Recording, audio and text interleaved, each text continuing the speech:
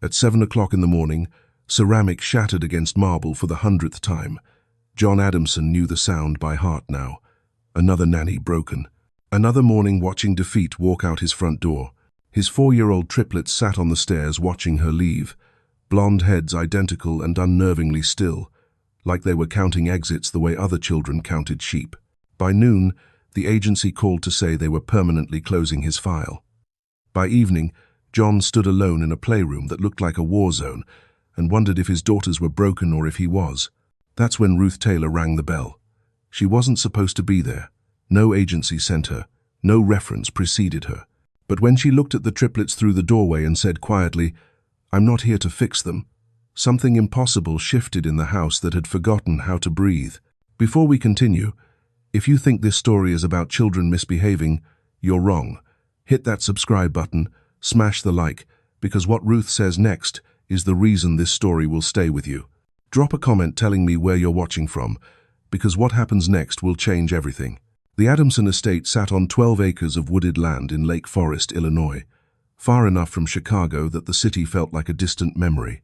The house itself was all glass and stone and architectural intention, the kind of home featured in magazines with words like stunning and masterful in the captions. Inside, it felt like a mausoleum. John Adamson stood by the tall windows in his study, watching the maple trees shed their leaves in the early morning light. He was 42 years old, CEO of a telecommunications empire worth $3.7 billion, and completely powerless against 3 small girls who shared his late wife's eyes. The mug that shattered at 7 belonged to nanny number 100. Her name was Beverly something. John had stopped learning their names around nanny 60. She didn't knock on his study door to quit, didn't offer explanations or apologies or the usual complaints about boundaries and behavioral issues. She simply walked past the marble foyer, past the oil portrait of Caroline Adamson that John couldn't bring himself to take down, past the wide staircase where 3 blonde heads peeked through the banister rails. Watching, always watching. Eleanor Whitcomb, the house manager who'd been with the family for 6 years, found John 20 minutes later. Her face carried the particular exhaustion of someone who'd witnessed too many departures. "She didn't even collect her things," Eleanor said quietly. "Just walked straight out to her car." "Did they touch her?" "No, sir. They just stared." John closed his eyes. The triplets had perfected this. They didn't scream or throw tantrums or do anything that could be documented as misbehavior. They simply existed in ways that made adults deeply uncomfortable. Synchronized humming, identical expressions, questions asked in unison that shouldn't be possible without rehearsal. By noon, the agency called. "Mr. Adamson, we've made the decision to terminate our service agreement. We've exhausted every available candidate in our network." John didn't argue. What could he say? That his daughters weren't really that difficult? That the problem was everyone else? He'd tried that line with 3 different agencies. None of them believed him. By 3 o'clock in the afternoon, John found himself standing in the triplets' playroom on the 2nd floor. Toys scattered across the Persian rug like evidence of normal childhood. Wooden blocks, dolls with carefully braided hair, picture books about animals and adventures. But nothing felt normal here. Samantha, Pamela, and Anna were 4 years old, identical in every measurable way. Same blonde hair, same green eyes, same small hands that moved in unconscious synchronization. They'd been 2 when their mother died in a car accident outside Bloomington, Indiana. Too young to remember her clearly, old enough to remember losing her. John had hired the best grief counselors money could buy, child psychologists from Evanston, trauma specialists flown in from Palo Alto. They all said the same things in different words. The girls needed stability, routine, consistent caregiving. He'd given them 100 chances at that. 100 adults who'd walked into this house with confidence and walked out defeated. John picked up a wooden block and turned it over in his hands. He built empires, negotiated billion-dollar mergers, employed 14,000 people across 6 countries, but he couldn't figure out how to help his own daughters trust another human being. The doorbell rang at 6:47 p.m. John wasn't expecting anyone. Eleanor had left for the evening. The triplets were upstairs, probably planning tomorrow's silent resistance. He opened the door himself, something he almost never did. A woman stood on the front steps in the rain. No umbrella, no professional outfit, just a dark coat soaked through, brown hair pulled back in a simple knot, and eyes that met his without flinching. "Mr. Adamson?" Her voice was calm, not trying to impress. "Yes? My name is Ruth Taylor. I heard you needed someone who could stay." John stared at her. No agency had called. No service had sent a replacement. He hadn't even posted the position again yet. "Who sent you?" "No one sent me. I came on my own." "How did you even know?" "Word travels, especially when 100 people quit the same job." John should have closed the door, should have told her the position was filled, or the family needed privacy, or any of the polite lies rich people use to dismiss unwanted visitors. Instead, he looked at this stranger standing in the rain with no credentials, no references, and apparently no sense of self-preservation, and asked the only question that mattered. "Why would you want this job?" Ruth smiled, just slightly. Not the bright, artificial smile of someone trying to sell themselves. Something quieter, more honest. Because the hardest children to reach are usually the ones most afraid of being left again. The words hit John like cold water. He stepped aside and let her in. Behind him, 3 small faces appeared at the top of the stairs, watching, waiting, already calculating how long this one would last. But Ruth Taylor didn't look afraid, and that, more than anything else, should have told John Adamson that everything was about to change. Eleanor Whitcomb led Ruth Taylor through the Adamson estate with the careful efficiency of someone who'd given this tour 99 times before. Her voice carried the professional warmth of a hotel concierge, polite but distant. The kitchen was restaurant-grade, all stainless steel and marble countertops. The living room had cathedral ceilings and furniture that looked expensive because it was. The east wing held the children's rooms, a playroom, and a small library stocked with books no one read. Ruth walked slowly, hands empty at her sides, asking no questions. Eleanor kept glancing at her, waiting for the usual responses. Compliments about the house, questions about salary and benefits, comments about the size of the estate or the quality of the furnishings. Ruth said nothing. She stopped in the playroom doorway and looked at the scattered toys. Her eyes moved across the room like she was reading something written in the arrangement of blocks and dolls. She stepped inside and knelt beside the Persian rug. A small stuffed rabbit lay half hidden beneath the edge, one ear torn completely off. The fabric around the tier was dirty, like small hands had worried it for months. Ruth picked it up carefully. Eleanor cleared her throat. "The girls have plenty of toys. That one's broken. We can dispose of it if you'd like." Ruth turned the rabbit over in her hands. "This wasn't an accident.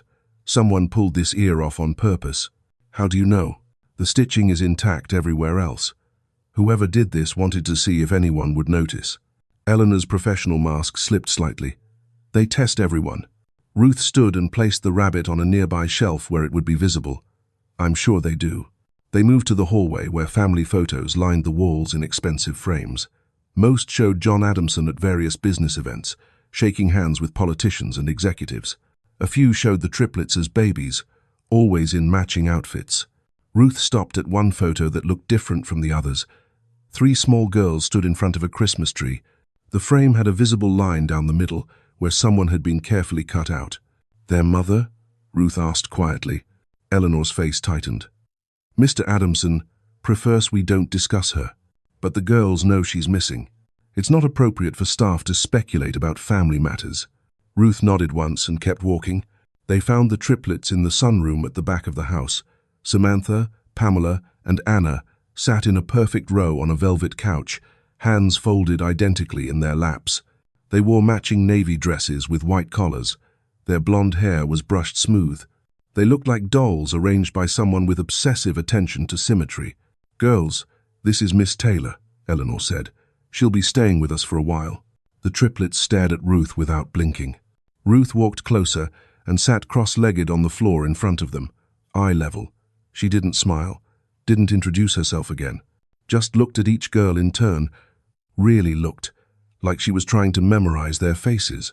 Samantha reached for a glass of juice on the side table and knocked it over deliberately. The liquid spread across the hardwood floor in a perfect amber circle. Eleanor gasped and moved toward the mess. Ruth held up one hand without looking away from the girls. "It's fine. Miss Taylor, I really should clean that before it stains." "It's fine," Ruth repeated. Pamela picked up a wooden block from the toy basket beside the couch and threw it, not at Ruth, just threw it across the room, where it hit the wall with a sharp crack. Ruth didn't flinch. Anna began to hum, low and tuneless. Within seconds, Samantha and Pamela joined her, 3 identical voices creating a sound that raised the hair on Eleanor's arms. The humming went on for 30 seconds, then stopped abruptly, all at once. Ruth waited through the silence that followed. Then she asked quietly, "Who taught you to be afraid of adults?" The triplets' synchronized mask cracked slightly. Samantha's eyes widened, Pamela's hands unclenched. Anna leaned forward just an inch. No one had ever asked them that before. Down the hallway, hidden behind the doorframe, John Adamson stood perfectly still. He'd been listening since Ruth entered the sunroom, waiting for her to lose her temper, to call for help, to realize what she'd signed up for. But Ruth Taylor hadn't reacted the way anyone else had. She hadn't tried to control them. She'd asked them why they needed controlling in the first place. John felt something uncomfortable twist in his chest, something that felt like recognition or shame or both. Eleanor whispered urgently, "Miss Taylor, perhaps we should discuss expectations in private." Ruth stood slowly, eyes still on the triplets. "The expectations are simple. I show up. I stay. Everything else we'll figure out together." She turned and walked past Eleanor toward the door.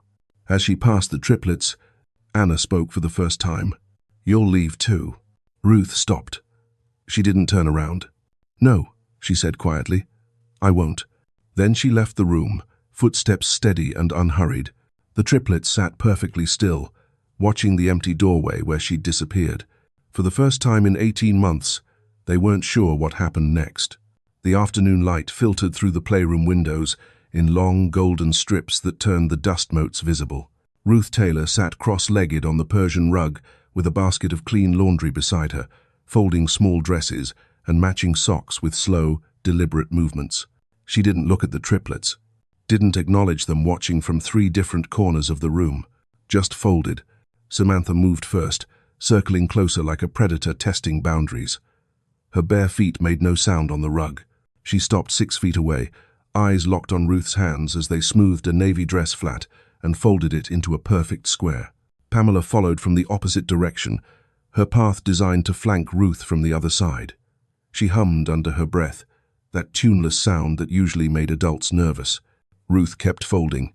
Anna stayed by the bookshelf, watching her sisters move into position. This was their pattern, the one that had worked 100 times before. Surround, unsettle, wait for the breaking point. Ruth reached for another dress, blue cotton with white buttons. Samantha lunged forward and kicked over the tower of wooden blocks she'd built earlier that morning. They scattered across the rug with sharp clattering sounds, some rolling to stop against Ruth's knee. Ruth didn't flinch, didn't look up, just kept folding. Pamela's humming grew louder, more insistent. She began to circle faster, bare feet slapping against the floor now instead of silent. The sound was rhythmic, deliberate, designed to crawl under skin and lodge there. Ruth folded another dress. Anna watched from her corner, confusion flickering across her small face. Pamela stopped, circling abruptly, and screamed. Not a scared scream or a hurt scream, just sound, raw and sudden, and designed to shatter whatever calm remained in the room. The scream echoed off the high ceilings and tall windows. Ruth's hands paused for half a second on the fabric she was folding, then continued. Pamela screamed again, louder this time. Ruth finished folding the dress, placed it carefully in the basket, and reached for a pair of white socks. The scream died in Pamela's throat. She stood there, chest heaving, staring at this woman who refused to react the way every adult before her had reacted. Anna stepped away from the bookshelf. One step, then another. She moved slowly toward Ruth, eyes never leaving her face. She stopped just close enough that Ruth could have reached out and touched her. "Why aren't you mad?" Anna asked, her voice barely above a whisper. Ruth looked up then, not at all 3 girls, just at Anna, really looked at her, the way she had in the sunroom earlier. "Because anger won't answer what you're afraid of." The room went perfectly still.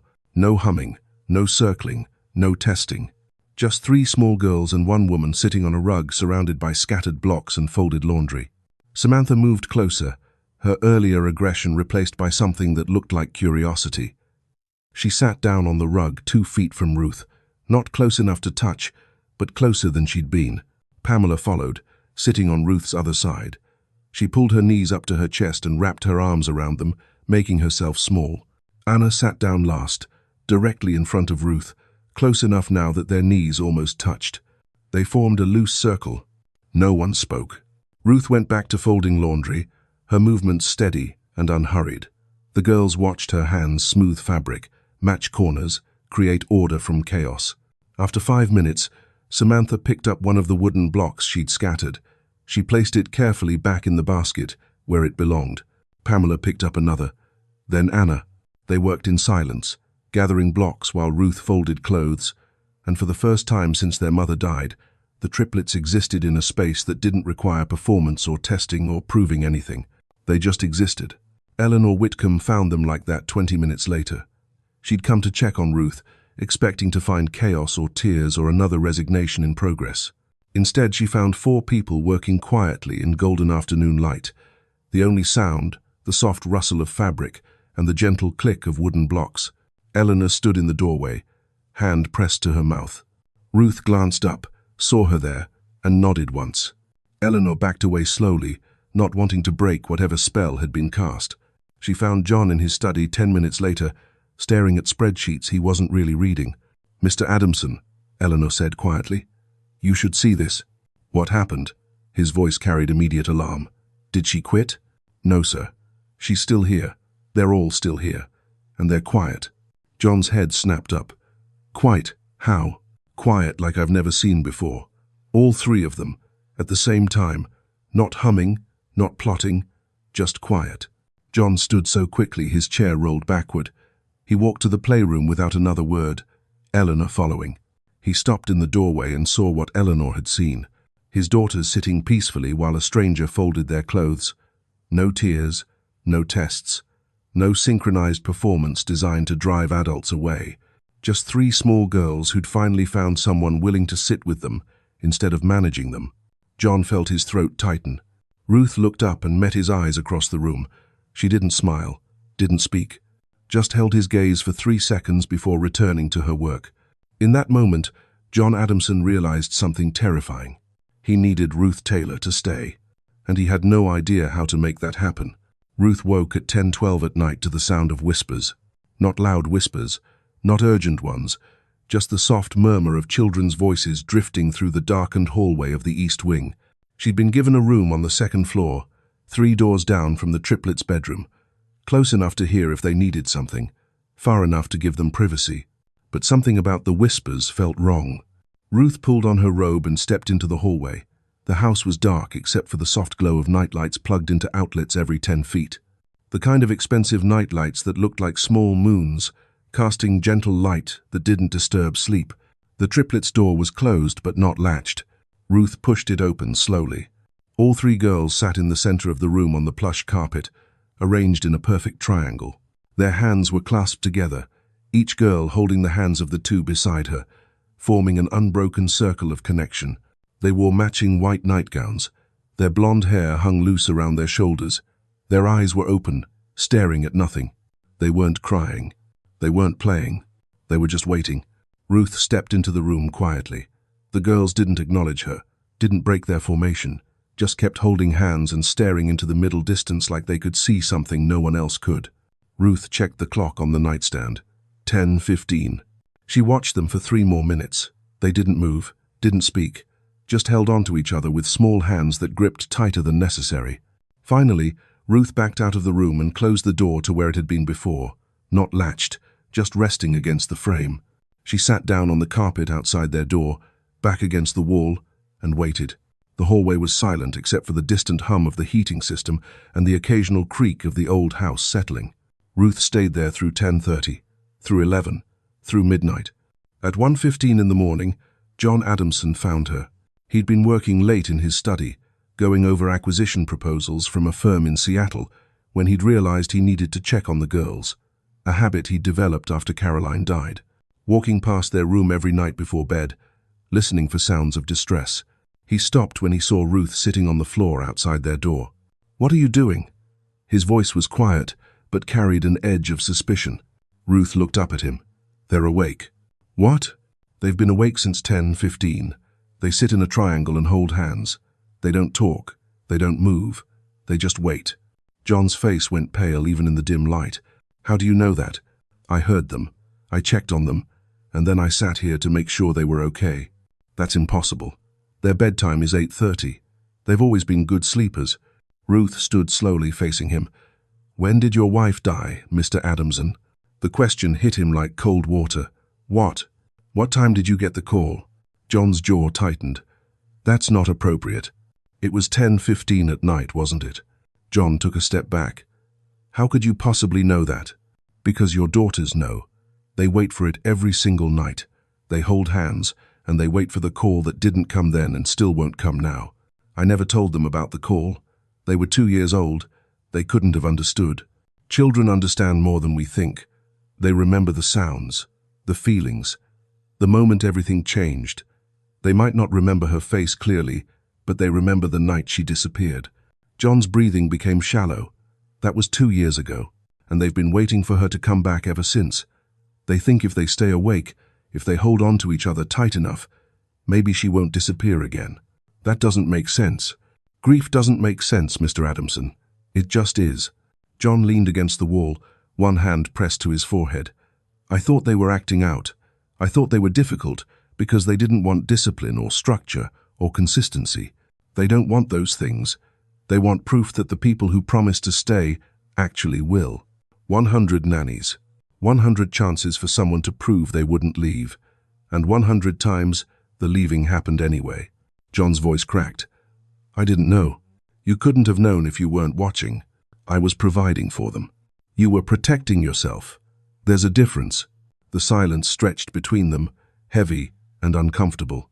John looked at the closed door where his daughters sat in the dark holding hands.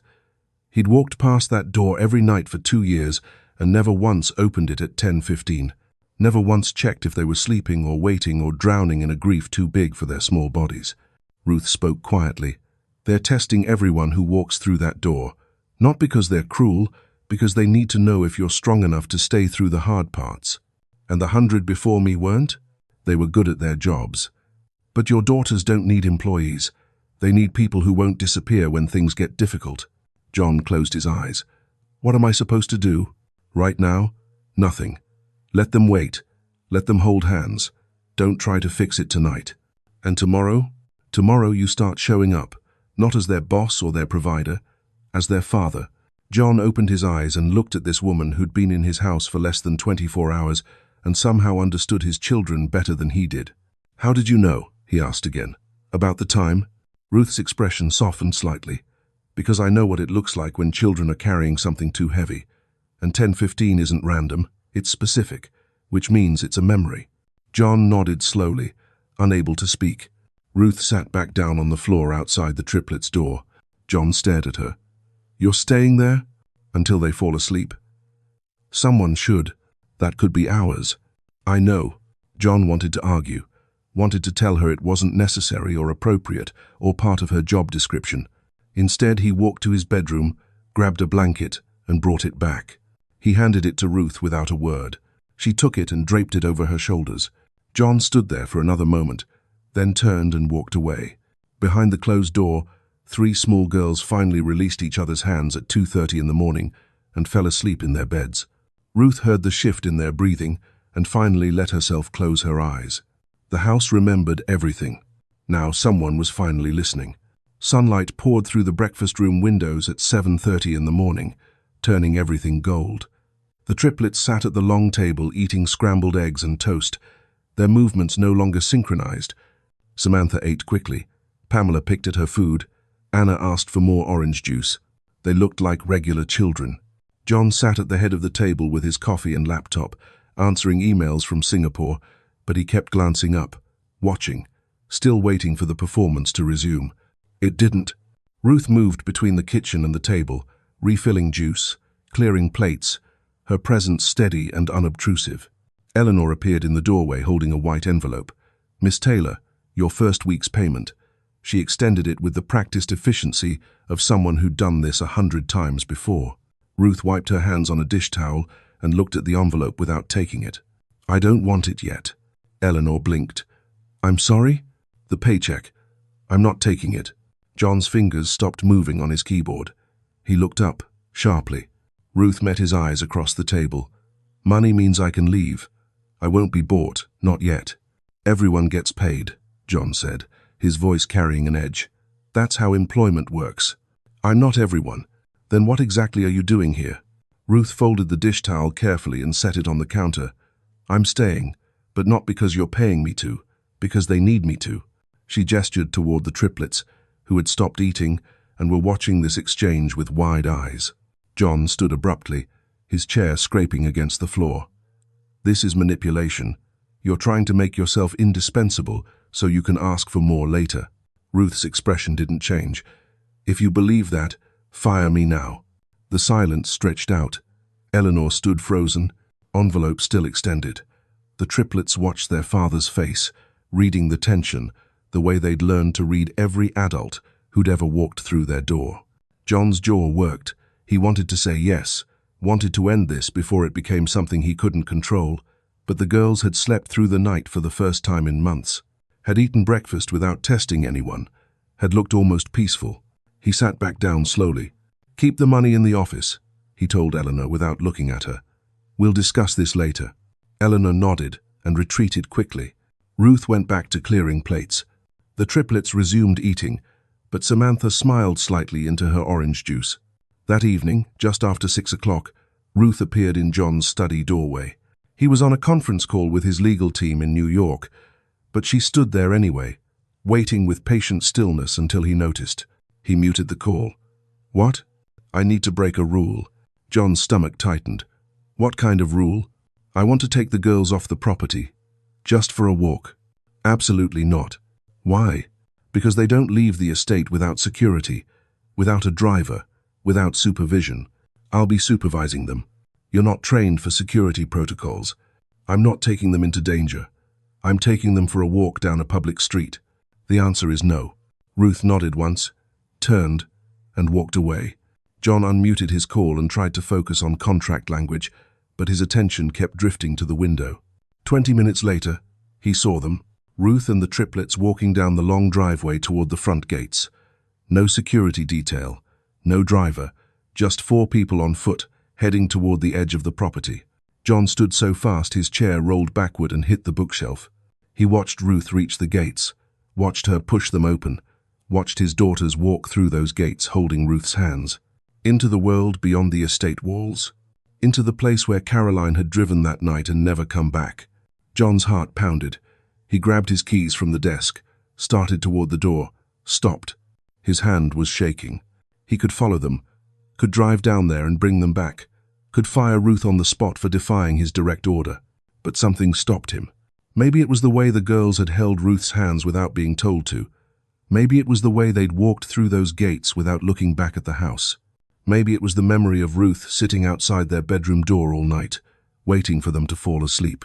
John walked to the window and stood there, keys clenched in his fist, watching the empty driveway. They disappeared around the bend in the road. He couldn't see them anymore. His daughters were out there in the world with a woman he'd known for 4 days. No phones, no tracking devices, no way to control what happened next. Every instinct screamed at him to go after them, but he didn't move. He stood at that window for 47 minutes, checking his watch every 90 seconds, building worst-case scenarios in his mind. Security breach, kidnapping, accident, another car on another road taking another person he loved. At 6:45, he saw them coming back. 4 figures walking up the driveway in the fading October light. The triplets were laughing, actually laughing, not the nervous, performative kind, the real kind that came from joy instead of strategy. Pamela ran ahead and then back to Ruth. Samantha was talking, her hands moving to illustrate some story. Anna held Ruth's hand and swung it back and forth. They walked through the gates and up the long driveway like they'd just returned from an adventure instead of a 15-minute walk. John met them at the front door. The girls rushed past him into the house, still laughing, still talking over each other about the dog they'd seen and the train that had passed and the man at the station who'd tipped his hat. Ruth stopped in front of John. Her brown hair had come loose from its knot. Her coat was dusty from the road. She looked tired but steady. She didn't leave, Samantha said from behind them in the foyer. Ruth promised, Anna added. John looked at Ruth, this woman who defied his direct order, and taken his children beyond his carefully constructed walls. You broke my rule. Yes. Why? Because your daughters needed to know that leaving doesn't always mean disappearing. Sometimes it just means walking, and then coming back. John's throat tightened. Ruth stepped past him into the house. That night, the triplets fell asleep before 9 o'clock. John didn't sleep at all. He sat in his study thinking about gates and walls and all the ways he'd tried to protect his daughters by keeping them locked inside a grief that had nowhere to go. Ruth Taylor hadn't protected them. She'd freed them, and John Adamson had no idea how to process what that meant. The sound reached John before he saw them. Laughter. Real laughter. Not the careful manufactured kind the triplets used to manipulate adults. Not the synchronized performance that made people uncomfortable. This was messy and uncontrolled, and completely genuine. John stood on the front steps of the estate, keys still in his hand, watching 4 figures emerge from the tree line at the bottom of the driveway. The late afternoon sun cast long shadows across the pavement. The triplets ran ahead of Ruth, then circled back, then ran ahead again like puppies released from a kennel. Pamela was talking loudly about something, her hands waving in the air. Samantha kept stopping to look back at Ruth, making sure she was still there. Anna held a small stick she'd apparently found somewhere, dragging it along the ground as she walked. They looked like children. Just children. Not problems to be solved, or puzzles to be cracked, or battles to be won. They reached the front steps where John stood. Samantha ran straight to him, breathless and flushed. "Daddy, we saw a dog. A really big one with brown spots, and it was so friendly, and the lady let us pet it. And there was a train," Pamela added, bouncing on her toes. "It went past the station really fast, and it was so loud, and Ruth said, 'That's the one that goes to Chicago.'" Anna tugged on John's sleeve. "We walked all the way to the corner. The whole way." John looked at Ruth, who had stopped at the bottom of the steps. Her hair had come completely loose from its knot. There was dust on her brown coat. She looked tired, but there was something different in her expression. Something that looked like satisfaction, or maybe relief. "You took them to the train station?" John's voice was carefully controlled. "Just to the platform. We watched one train pass. Then we walked back. Without permission?" I asked. "You said no. I went anyway." The triplets had gone quiet, sensing the tension.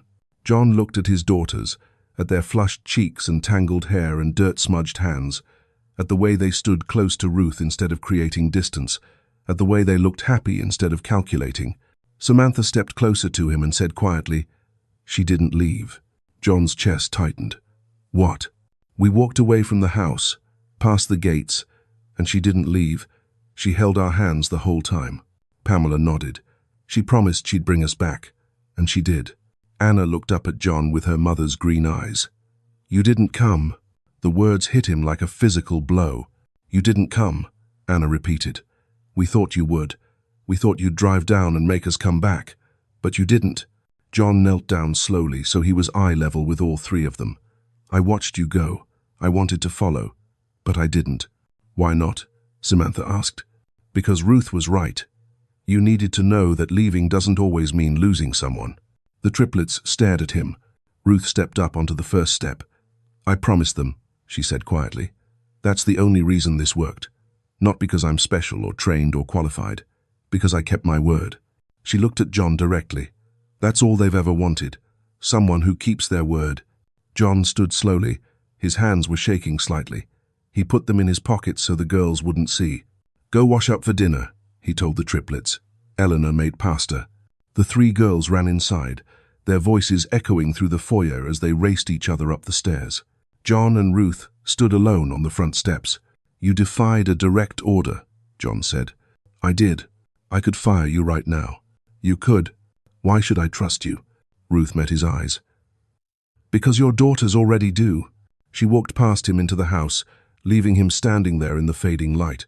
That night, the triplets fell asleep at 8:45, without any rituals or resistance. No holding hands in a triangle, no waiting for 10:15. They brushed their teeth, climbed into their beds, and were asleep within minutes. Eleanor checked on them at 9:30 and found all 3 sleeping peacefully, blankets pulled up, breathing steady and slow. She reported this to John, who sat in his study staring at a contract he wasn't reading. "All 3?" he asked. "All 3, sir. First time I've seen that since before Mrs. Adamson passed. After Eleanor left, John walked to the triplets' room and opened the door quietly. The small nightlights cast gentle shadows. Samantha slept on her side, one hand under her cheek. Pamela had kicked her blankets off. Anna clutched the stuffed rabbit with the torn ear. They looked peaceful. Not like children bracing for abandonment. Like children who believed tomorrow would come and the people they loved would still be there. John closed the door and walked to his own bedroom, but he didn't sleep. He lay in the dark thinking about 100 nannies, 100 carefully vetted professionals with impressive resumes and expensive training, 100 people he'd hired to care for his daughters while he worked to provide them with security and comfort and every material thing they could need. And every single one had left. Not because they were bad at their jobs, not because the pay wasn't good enough, not because the triplets were truly impossible, because John had hired them to be replaceable, to be employees who could be terminated, reassigned, upgraded when a better candidate came along.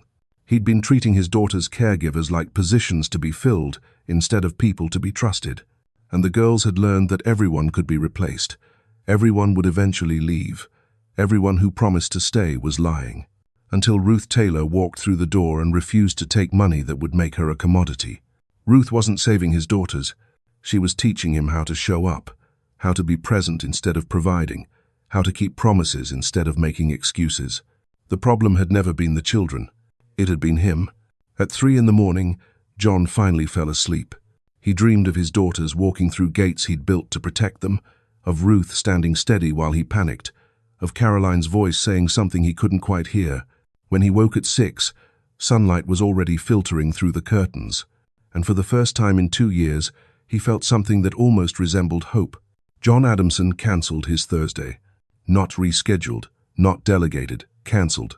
His assistant called 3 times to confirm. His CFO sent an urgent email about the Seattle acquisition. His lawyer left a voicemail about contract signatures that couldn't wait. John ignored all of it. At 8:30 in the morning, he found Ruth in the kitchen making sandwiches.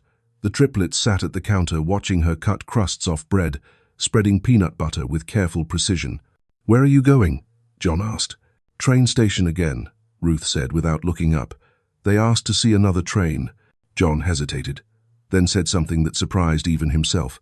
"Can I come?" Ruth's hands paused mid-spread. She looked at him directly. "You want to come with us?" "Yes." "Why?" "Because I've never done it before." The triplets turned to stare at their father. Samantha spoke first. "You never come anywhere with us." "I know. I'd like to change that." Ruth studied his face for a long moment, then nodded once. "We leave in 10 minutes. Don't wear that." She gestured at his tailored suit and Italian leather shoes. John looked down at himself. "What's wrong with this?" "Everything. You're supposed to be just a dad today, not a billboard." 20 minutes later, John emerged, wearing jeans he'd forgotten he owned and a plain navy sweater. No watch, no tie, no visible signs of wealth. Ruth nodded approval. "Better." They walked down the driveway together, John carrying the small backpack Ruth had packed with sandwiches and water bottles. The triplets ran ahead, then circled back, testing to see if their father would really walk the whole way. He did. The Lake Forest train station was small and old-fashioned, with wooden benches and a covered platform. A few commuters waited with briefcases and coffee. No one looked twice at the man with 3 blonde daughters and a woman in a worn brown coat. No one recognized him. For the first time in years, John Adamson was anonymous. They sat on a bench and ate pastries Ruth had bought from a bakery near the station. Cheap pastries with too much sugar and not enough substance, the kind John never ate. Pamela got powdered sugar all over her face. Anna dropped half of hers and fed the pieces to pigeons that gathered hopefully at their feet. Samantha laughed at the birds fighting over crumbs. John watched his daughters exist in the world without security or structure, or any of the things he'd convinced himself they needed. They looked happy. A train came through at 9:40, heading south toward the city. The triplets stood at the edge of the platform, holding the railing, watching the silver cars blur past. The wind from the train whipped their hair around their faces. They squealed with delight. John stood behind them, one hand resting lightly on Anna's shoulder, not controlling, just present. When the train disappeared around the bend, Pamela turned and hugged his leg spontaneously. John froze for half a second. then wrapped his arm around her small shoulders. It was the first time she'd hugged him in 6 months. They walked back slowly, taking a different route through a residential neighborhood where houses had front porches and trees older than the town itself. The triplets ran ahead, chasing each other in circles. John walked beside Ruth, in comfortable silence. After a few minutes, he asked quietly, "What do you want, Ruth?" She glanced at him. "What do you mean? From life, from this job, from whatever this is, what do you actually want?" Ruth was quiet for a long moment. They passed 2 more houses before she answered, "A place I can stay without asking." John frowned. "You have a room. You can stay as long as you want." "That's not what I mean." "Then what?" "I mean a place where I'm not staff, where I'm not hired help or a temporary solution or someone you'll replace when you find something better. I mean belonging somewhere instead of being useful somewhere. There's a difference." John felt something shift in his chest, something uncomfortable that felt like recognition. "You've been moving your whole life, haven't you?" Ruth smiled slightly, but without much warmth. "Since I was 12. Foster homes, group homes, temporary placements. I got good at being helpful so people would keep me longer. But eventually they always found someone better, someone easier, someone who fit better into whatever box they needed filled." "Is that why you refused the paycheck?" "Money makes me replaceable. It turns staying into a transaction. I don't want to be paid to care about your daughters. I want to care about them because they matter." "They do matter. I know. But do you?" The question hung between them. John stopped walking. Ruth stopped too, turning to face him. "I've been providing for them," John said quietly, "making sure they have everything they need, security, education, opportunities. But you haven't been there. I didn't know how. After Caroline died, I threw myself into work because work made sense. Contracts made sense. Negotiations made sense. But grief and fear and 3 small girls who needed me in ways I didn't understand, that didn't make sense. So I hired people to handle it. And they left. All of them, because I was asking them to love my daughters on my behalf. That's not how it works." Ruth held his gaze. "No, it's not." A comfortable silence settled between them, not romantic, not charged. Just 2 people recognizing each other's loneliness and choosing not to look away. The triplets ran back toward them, breathless and laughing. "Daddy, can we come back tomorrow?" Samantha asked. "Maybe," John said. "We'll see." Anna grabbed his hand. "You should come every time." John looked down at her small fingers wrapped around his. "Okay. Promise?" "I promise." The word felt significant, heavy, like he'd just committed to something bigger than a train station visit. They walked the rest of the way home together, John carrying Anna on his shoulders when she got tired, Samantha and Pamela running ahead and then circling back like satellites. Ruth walked beside him, quiet and steady. When they reached the estate gates, John realized something had shifted. The walls he'd built to protect his daughters had become the walls keeping him out. Ruth had walked through them like they didn't exist, and somehow, impossibly, she'd brought him with her. That evening, as Eleanor served dinner, John didn't open his laptop once. He sat with his daughters and listened to them talk about trains and birds and the dog they'd seen yesterday.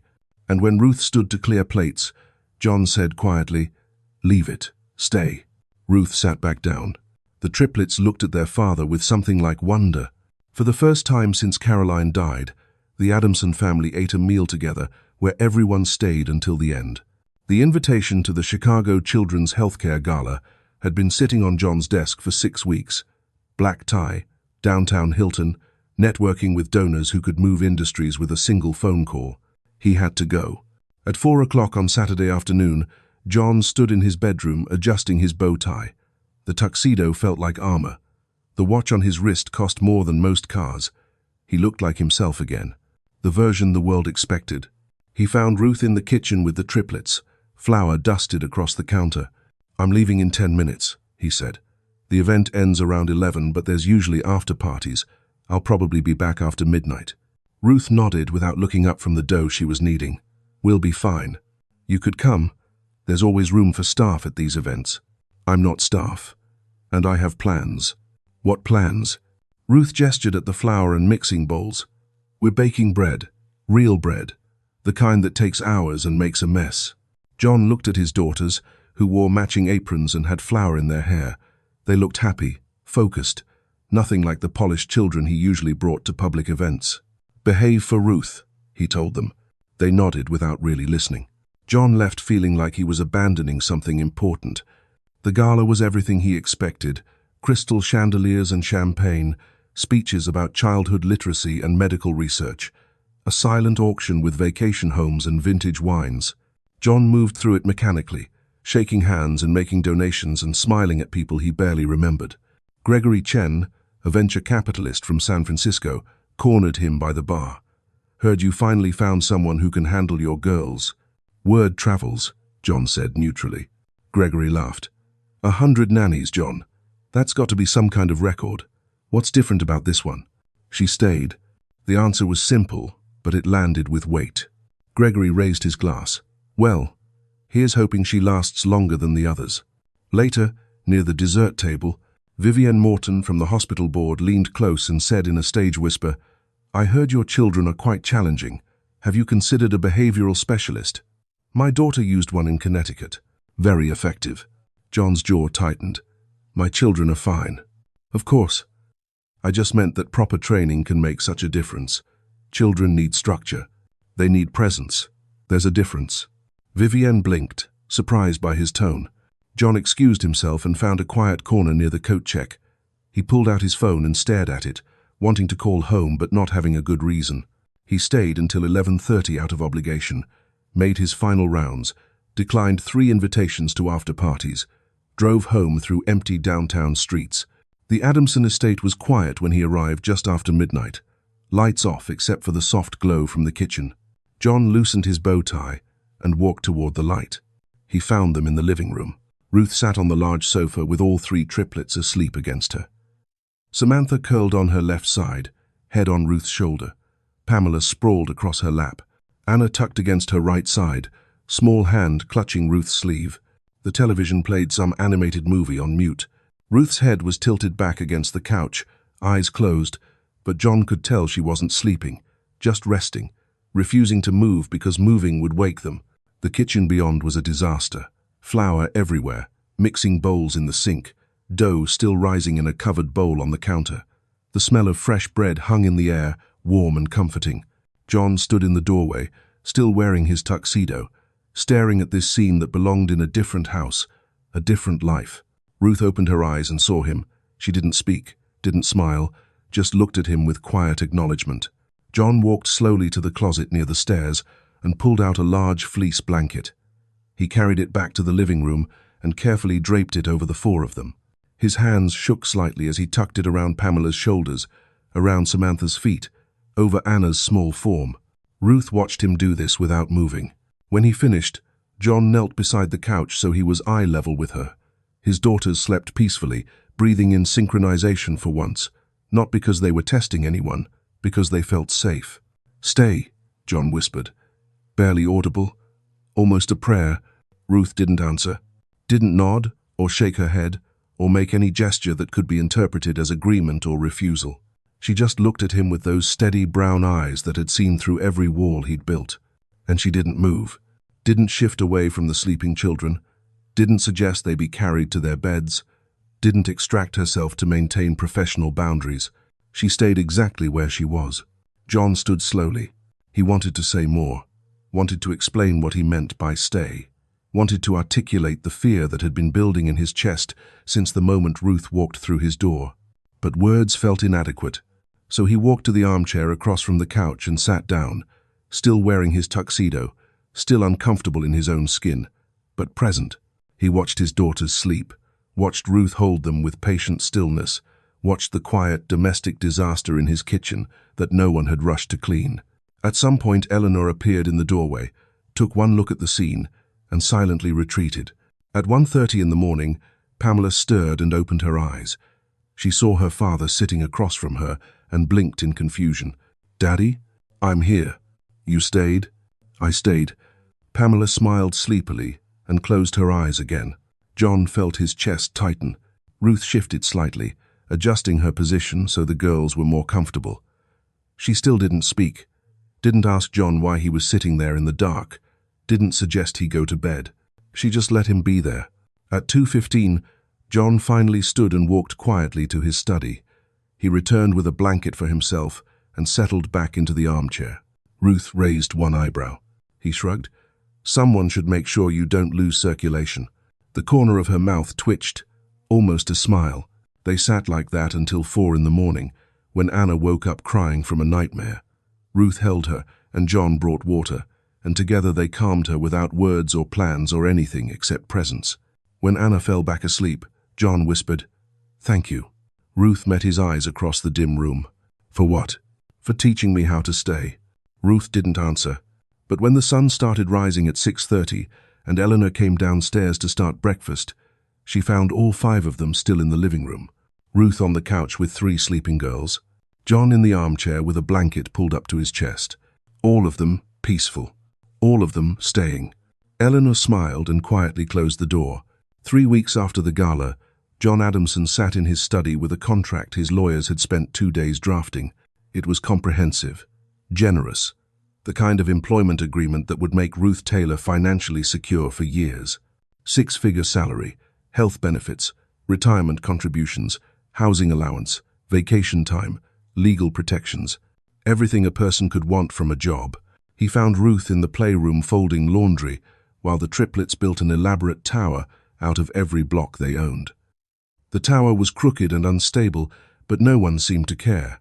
"Can we talk?" John asked from the doorway. Ruth nodded and followed him to his study. He closed the door and handed her the contract, 23 pages of legal language that all said the same thing. "Stay, we need you. Name your price." Ruth read the first page slowly, then the second. She flipped through the rest without reading closely. Then she set it down on his desk. "No." John blinked. "No? I don't want this. Ruth, this is more money than most people make in 5 years. This is security, protection, everything you'd need." "It's not what I need." "Then what do you need?" Ruth looked at him directly. "I told you already. I don't want ownership. I want belonging. You can't buy that. This isn't about buying. This is about providing. It's a contract, John. Contracts have terms and end dates and clauses about termination. This is you trying to lock me in while keeping an exit strategy for yourself. That's not what this is." "Then what is it?" Before John could answer, the door burst open. All 3 triplets stood there, faces pale. Anna was holding the stuffed rabbit with the torn ear. Pamela's hands were clenched into fists. Samantha's eyes were wide with fear. "Are you leaving?" Anna asked, voice shaking. Ruth turned to face them. "Who told you that?" "We heard you say no." Samantha's voice broke. "Everyone who says no leaves." "That's not what's happening." "But you said no to Daddy." Pamela moved closer. "Does that mean you're going away?" Ruth knelt down so she was eye level with all 3. "I said no to a contract, not to you." "What's the difference?" Anna whispered. Ruth reached out and gently touched Anna's hand. "A contract means I work here. It means I get paid to take care of you. It means I could leave if I wanted to because it's just a job." The triplets' faces crumpled. "But," Ruth continued quietly, "I don't want a job. I want a home. There's a difference." "You want to live here?" Samantha asked. "I want to belong here. Not as staff, as family." The room went completely silent. John stood frozen behind his desk, the expensive contract suddenly meaningless. "Will you stay?" Anna asked, so quietly it was almost inaudible. Not as a test, not as manipulation, just pure, desperate need. "Please stay," Pamela added. "Please." Samantha didn't say anything. She just walked forward and wrapped her arms around Ruth's waist and held on. Ruth held her back, one hand on her blonde head. Anna and Pamela joined the hug, all 3 girls clinging to Ruth like she was the only solid thing in a world that kept shifting beneath them. John watched this happen, watched his daughters choose someone, ask for someone, need someone without any of the games or tests or performances they'd perfected over 18 months. They were just 3 small girls who'd found someone they trusted not to disappear. "What do you need to stay?" John asked quietly. Ruth looked at him over the triplets' heads. "A home, not a job, not a position you can terminate when you find someone better. A place where I'm family instead of staff. You want me to adopt you." John's attempt at humor fell flat. "I want you to mean it when you say stay. I want the girls to know I'm not going anywhere because this is where I belong. Not because you're paying me enough to make it worth my while. John walked around the desk slowly. He knelt down beside the four of them. Stay, he said, not as hired help, not as an employee. Stay as family. The triplets looked at their father with identical expressions of desperate hope. Ruth met his eyes. You understand what that means? I can't be fired, can't be replaced, can't be upgraded when someone more qualified comes along. I don't want someone more qualified. I want you. Why? Because you're the first person who saw my daughters as children instead of problems. Because you kept your promises when everyone else broke theirs. Because you taught me how to show up instead of just provide. Ruth's expression softened slightly. And because, John continued, his voice rough, my daughters love you. They trust you. They need you. And so do I. The words hung in the air. Samantha pulled back slightly and looked at Ruth. Please say yes. Please, Pamela echoed. Anna just held tighter. Ruth closed her eyes for a long moment. When she opened them, there were tears at the corners. Okay, she whispered. Okay, I'll stay. The triplets erupted. They hugged her tighter, talked over each other, laughed and cried at the same time. John stood and pulled the contract off his desk. He walked to the small fireplace in the corner of his study, the decorative one that rarely got used, and dropped all 23 pages into it.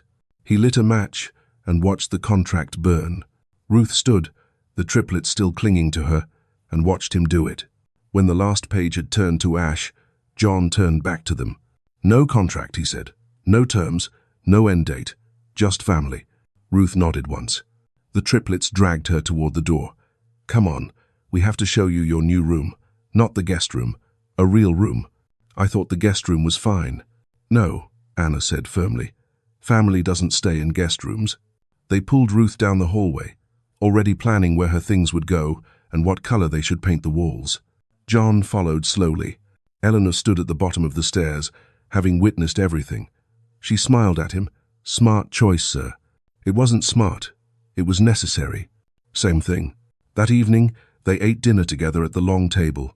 No laptops, no phones, no distractions. The triplets talked over each other about their day. Ruth answered questions patiently. John listened and contributed and stayed present. After dinner, they read books in the living room. The triplets piled onto Ruth, one on each side and one in her lap. John sat in the armchair and read the last chapter aloud because Anna asked him to. When it was time for bed, all three girls hugged Ruth goodnight. Then they hugged their father. Without prompting, without hesitation, just genuine affection. After the triplets were asleep, John found Ruth in the kitchen cleaning up. Thank you, he said. For what? For choosing us. You chose me too. John nodded, then asked quietly, Are you sure about this? About giving up your autonomy for family? Ruth dried her hands on a dish towel and turned to face him. I've spent my whole life being autonomous, being independent, being alone. This is the first place I've ever felt like I could stay, then stay. I already said I would. I know, but I'm going to keep saying it anyway, so you never forget you're wanted here. Ruth smiled, a real smile that reached her eyes. For the first time since Caroline died, the Adamson house did not echo with what was missing. It echoed with footsteps headed forward.